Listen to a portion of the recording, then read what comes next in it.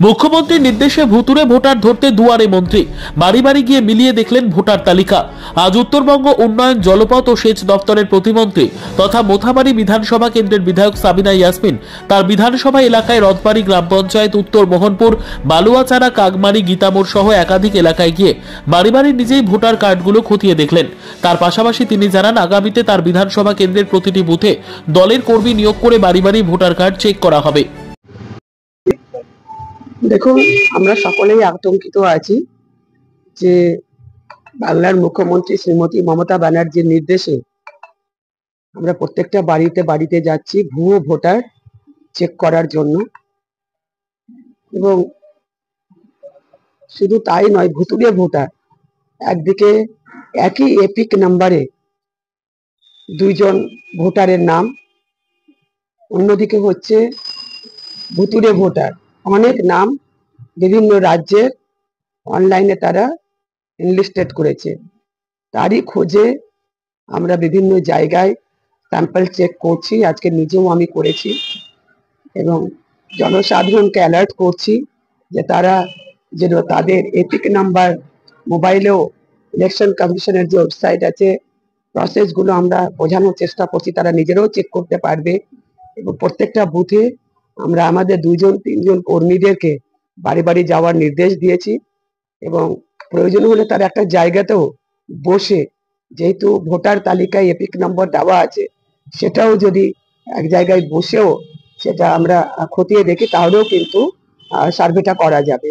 ফলে আমি অনুরোধ করব যে বাংলার মুখ্যমন্ত্রী মমতা ব্যানার্জি যা নির্দেশ দিয়েছেন, এটা যেন আমাদের তৃণমূল কংগ্রেসের কর্মীরা নিখুঁতভাবে এই কাজটা আমরা করি, এবং যে ভুয়ো ভোটারের তালিকা সেটা যেন আমরা খুঁজে বের করার চেষ্টা করি। আপনার বিধানসভা কেন্দ্রের গা ঘেঁষা তো বিহার ঝাড়খণ্ড আছে, সেখানে গিয়েও কি চেক করবেন? হ্যাঁ, আমার এখানে চর এরিয়া আছে, এখানে বিহার ঝাড়খণ্ড রয়েছে, যেখানে প্রচুর ভোটার নদীর পাড়ে ওপারে রয়েছে।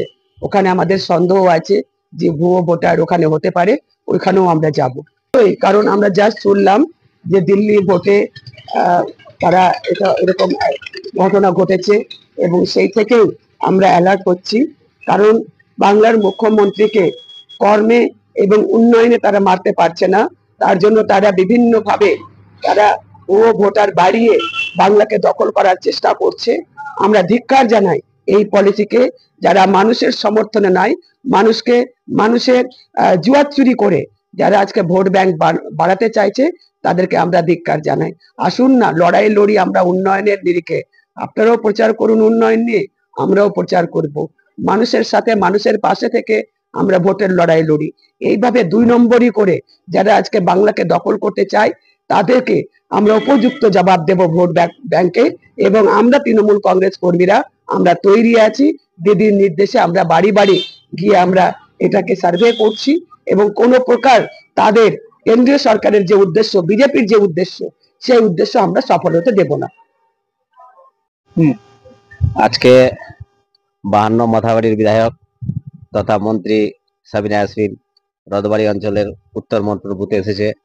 যেটা ভুতুড়ে ভোটার নিয়ে যেটা সমস্যা চলছে, সেই সমস্যা নিয়ে তিনি গ্রামের মধ্যে বসে, মাটিতে বসে মিটিং করছেন, এবং বাড়ি বাড়ি গিয়ে ভোটারদের এপিক কার্ড চেক করছেন, যাতে কোনো ভুতুড়ে ভোটার এই বুথে না থাকে, তার জন্য সচেতন করতে এসেছেন। কেমন লাগছে এই যে ভুতুড়ে ভোটার নিয়ে যেভাবে ঘটছে, কিভাবে দেখছেন? এটা আমরা সমস্যায় ভুগছি, কারণ আমার নামে যদি অন্য কারো নাম থাকে তা আমরা সমস্যায় ভুগবো। দেখা গেল আমিও তখন ভারতের নাগরিক নাই, এই সমস্যায় আমরা বর্তমানে ভুগছি। এপিক নাম্বার অনেক জায়গায় দেখা যাচ্ছে যে একজনেরই দুটো এপিক নাম্বার, সেক্ষেত্রে কি সমস্যা হচ্ছে? হ্যাঁ, সমস্যা শুনছি, এটা দেখছি, সমস্যা তো হচ্ছেই। আজকে উনি কি করলেন, সচেতন করলেন? ওটা সচেতন করলে উনি দেখছেন এবং চেক করছেন যে কোনো ভুতুড়ে ভোটার পাওয়া যাচ্ছে কিনা। কি নাম আপনার? সন্দীপ স্বর্ণকার। Bureau report, news for Bengal. This channel does not promote or encourage any illegal activities. All contents provided by this channel is meant for educational purpose only.